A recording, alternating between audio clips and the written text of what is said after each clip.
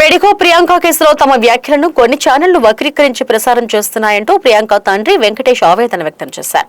ఇప్పటికే తీవ్ర విషాదంలో ఉన్న తమ కుటుంబాన్ని మరింత బాధపెట్టేలా కథనాలు ప్రసారం చేయవద్దని చేతులు జోడించి విజ్ఞప్తి చేశారు. తాను ప్రభుత్వాన్ని, పోలీసులను ఎక్కడా తప్పుపట్టలేదని వెంకటేష్ స్పష్టం చేశారు.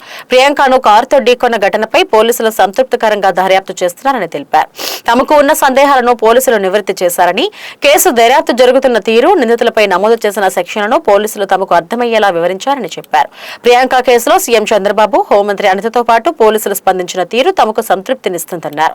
తాను చేసిన వ్యాఖ్యలను కొన్ని ఛానళ్లు వక్రీకరించారని వెంకటేష్ ఆరోపించారు. నమస్కారం అండి. ముందుగా మాకు అండగా నిలిచిన అందరికీ ధన్యవాదాలు తెలుపుతున్నామండి. నేను డాక్టర్ ప్రియాంక ఫాదర్ని. నా పేరు వెంకటేష్ అండి. వాస్తవానికి మేము హైదరాబాద్ నుంచి హుటాహుటిని ఇక్కడికి రావడానికి కారణం ఏంటంటే, అమ్మాయి పరిస్థితి క్రిటికల్గా ఉంది. మేము ఇప్పటి వరకు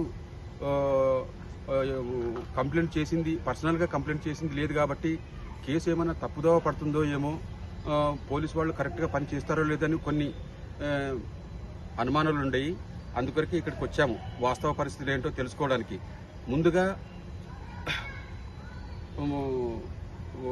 హోమ్ మినిస్టర్ అనిత మేడం గారికి, ఎస్పీ గారికి, జిల్లా కలెక్టర్ గారికి, అలాగే ఎమ్మెల్యే వాసు గారికి, తర్వాత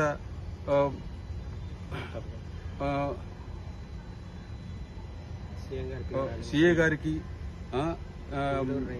ఎస్పీ గారికి, డిఎస్పీ గారికి, వీళ్ళందరినీ కలిసిన తర్వాత నిజంగా వీళ్ళందరికీ చేతులెత్తి మొక్కుతున్నాను. నేను ఇక్కడ మేము వచ్చిన తర్వాత మేము అనుకున్నది ఏంటి, ఇక్కడికి వచ్చిన తర్వాత ఏంటి అనేది మేము రియలైజ్ అయ్యాము. ముఖ్యంగా అనితా మేడం గారు మాటలని కొన్ని వక్రీకరించినట్టు, ఏదో ఒక ఛానల్ వక్రీకరించినట్టుగా మాకు తెలిసింది. దయచేసి మాపై దయ ఉంచి ఏ ఛానల్ వాళ్ళైనా కానీ మా బాధను వ్యక్తపరుస్తున్నాము, దాన్ని రాజకీయంగా చేయొద్దండి, మాకు ఇబ్బంది కలిగించొద్దండి. మాకు న్యాయము జరుగుతుందని మీరందరూ అండగా నిలిచి చేస్తున్నది నిజంగా మాకు సంతోషము. కానీ కొన్ని విషయాలని వక్రీకరించి మళ్ళీ మా మనోవేదనకి గురి అయ్యేటట్టుగా చేయొద్దండి. దయచేసి వాళ్ళకి చేతులెచ్చి నమస్కారం చేస్తున్నాను. అలాగే ఇక్కడికి వచ్చిన తర్వాత ఏ పాయింట్ ఆఫ్ వ్యూలో దర్యాప్తు జరుగుతుంది, వాస్తవంగా మా అమ్మాయి క్రిటికల్ పరిస్థితిలో ఉంది, ఆమెకి ఏదన్నా జరగరాంది జరిగితే, మరణం సంభవిస్తే ఎవరైతే యాక్సిడెంట్ చేశారో వాళ్ళకి శిక్ష పడుతుందా, లేకపోతే ఇంకేమైనా ఇన్ఫ్లుయెన్స్ ఉపయోగించి తప్పించుకుంటారా అని కొన్ని సందేహాలతో మేము ఇక్కడికి వచ్చాం.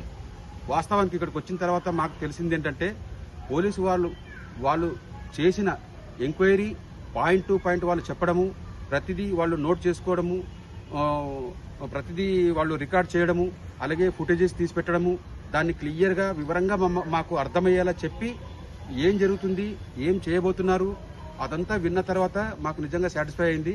చాలా అద్భుతంగా వాళ్ళు ఎంక్వైరీ చేశారు. ఖచ్చితంగా అంతా కూడా తప్పించుకునే మార్గమే లేదు, అలా చేశారు. వాళ్ళు గట్టి హామీ కూడా ఇచ్చారు మాకు చాలా సాటిస్ఫై అయ్యాం మేము. వాళ్ళు ఫర్దర్గా కూడా మీకు అండగా ఉండి నిందితులు ఎక్కడ తప్పించుకోకుండా ఖచ్చితంగా శిక్ష పడే నిజంగా వాళ్ళు హామీ ఇచ్చారు. కాబట్టి మేము మా సందేహాలు ఇప్పుడు నివృత్తి అయినాయి కాబట్టి చాలా సంతోషము. తర్వాత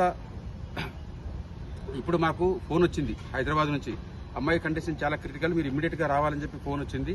డాక్టర్లు ఫోన్ చేశారు, మేము బయలుదేరి వెళ్ళిపోతున్నాము.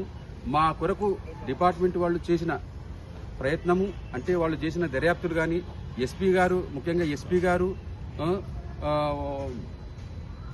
తర్వాత సిఐ గారు, ఈ డిపార్ట్మెంట్లో పోలీసు వాళ్ళు అందరూ చేసినటువంటి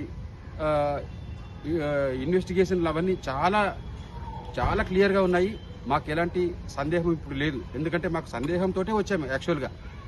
అది ఏమైనా మిస్యూజ్ అవుతుందేమో అనే ఉద్దేశంతోనే వచ్చాము యాక్చువల్గా. అక్కడ చావు బతుకుల మధ్య నా బిడ్డ కొట్టుమిట్టాడుతుంటే కూడా తర్వాత మిస్యూజ్ కాకూడదు, నిందితులు తప్పించుకోకూడదు అనే ఉద్దేశంతో ఇక్కడికి వచ్చాము. అనుమానాలతోటి ఇక్కడికి వచ్చిన తర్వాత మాకు క్లియర్గా మాకు అర్థమైంది. వాళ్ళు ప్రతిదీ మాకు ఎక్స్ప్లెయిన్ చేసి సెక్షన్లు ఎలా మారతాయి, వాళ్లకు శిక్ష పడడానికి వాళ్ళు ఏం చేస్తున్నారో అన్ని వివరించారు. నిజంగా చేతులెత్తి వాళ్ళకి నమస్కారం చేస్తున్నాను. మా కొరకు హృదయపూర్వకంగా నిజంగా వాళ్ళు కష్టపడి ప్రతిదీ కరెక్ట్గా నోట్ చేశారు. మాకు చాలా సంతోషం.